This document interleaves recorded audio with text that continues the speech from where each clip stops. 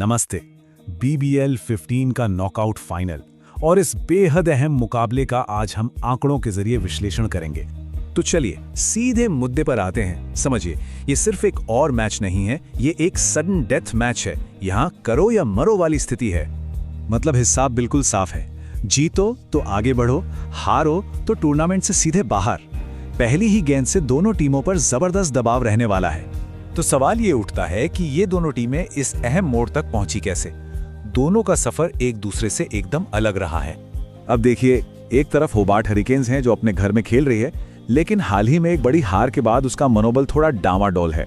वहीं दूसरी तरफ मेलबर्न स्टार्स है जो सही समय पर फॉर्म में लौटी है और जीत की लय पर सवार है। चलिए अब जरा सीधे सीधे आंकड़ों पर नजर डालते हैं कि जब ये दोनों टीमें भिड़ती हैं तो क्या होता है। अगर इतिहास उठाकर देखें तो मेलबर्न स्टार्स का पलड़ा हमेशा से भारी रहा है। दोनों के बीच हुए मुकाबलों में स्टार्स ने काफी ज्यादा जीतें हासिल की हैं। लेकिन कहानी में एक बहुत बड़ा लेकिन है, और वो है ये मैदान बेलेरिव। होबार्ट हरिकेन्स ने यहाँ अपने पिछले 11 में से 10 मैच जीते हैं। ये उनका किला है। और यहीं पर एक बहुत ही दिलचस्प मुकाबला देखने को मिलता है। एक तरफ हैं इस टूर्नामेंट के सबसे ज्यादा विकेट लेने वालों में से एक हारिस रऊफ, और दूसरी तरफ हैं लीग के बेस्ट डेथ बॉलर यानी आखिरी ओवर्स के स्पेशलिस्ट नेथन एलिस। ये जो आमना सामना है ना, ये बिल्कुल क्लासिक है, रफ्तार बनाम ताकत का। हारिस रऊफ अपनी 150 किलोमीटर प्रति घंटे की रफ्तार वाली शॉर्ट बॉल से बेन मैकडर्मट को परखने की कोशिश करेंगे और मैकडर्मट अपने पसंदीदा पुल शॉट से जवाब देना चाहेंगे।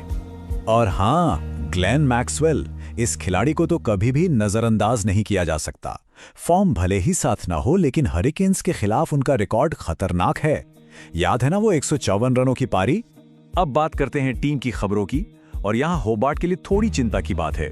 उनके फिनिशर टिम डेविड बाहर हैं। वहीं मेलबर्न स्टार्स के कप्तान मार्कस स्टोइनिस और जो क्लार्क दोनों फिट होकर वापस आ चुके हैं। चलिए अब उस मैदान की बात करते हैं जहां ये जंग लड़ी जाएगी। बेलेरिव की अपनी ही कुछ खासियतें हैं।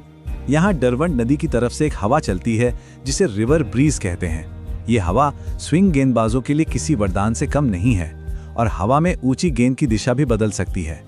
तो ये पिच एक तरह से दो धारी तलवार है।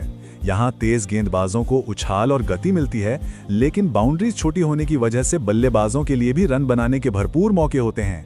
मतलब बल्ले और गेंद के बीच एक बराबर की टक्कर देखने को मिलेगी। लेकिन टीमों और पिच से भी बढ़कर एक और चीज है जो इस पूरे खेल का रुख बदल सकती है, और वो है मौसम। तो खिलाड़ियों, मैदान, हर चीज का विश्लेषण करने के बाद वो कौन सी एक चीज है जो सब कुछ पलट सकती है। यह आंकड़ा देखिए, 66%।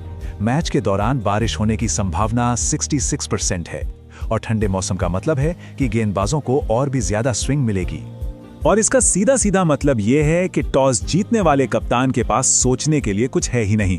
बारिश की संभावना को देखते हुए डकवर्थ लोइस स्टर्न नियम यानी DLS का बहुत बड़ा रोल होगा, और कोई भी कप्तान पहले गेंदबाजी ही करना चाहेगा। तो चलिए अब इन सारे टुकड़ों को जोड़ते हैं, टीमें, आंकड़े, मैदान और मौसम, और देखते हैं कि कहानी क्या बनती है। देखिए, यहां से जीत के दो रास्ते निकलते हैं, और दोनों का कंट्रोल टॉस के हाथ में है। अगर हरिकेन्स पहले गेंदबाजी करते हैं तो उनके जीतने की संभावना 60% है, और अगर स्टार्स पहले गेंदबाजी करते हैं तो उनकी संभावना 55% हो जाती है।